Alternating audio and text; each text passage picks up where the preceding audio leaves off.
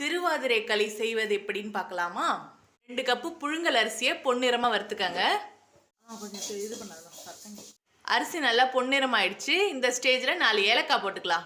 இப்போ இந்த அரிசி சூடு ஆறட்டும். நல்லா சுடுது, ஆறட்டும். அரிசி ஆறுனதும் ஒரு மிக்சி ஜாரில் சேர்த்து அரைச்சிக்கலாம்.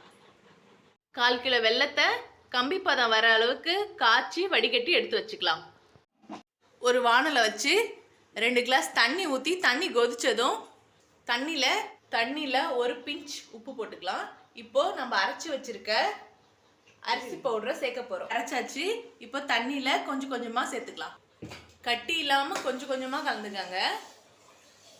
நல்லா வெந்துருச்சு, நல்லா சுருண்டு வந்திருக்கு. இந்த பதத்தில் நாம் எடுத்து வச்சுருக்க பாவையும் கொஞ்சம் கொஞ்சமாக சேர்த்துக்கலாம்.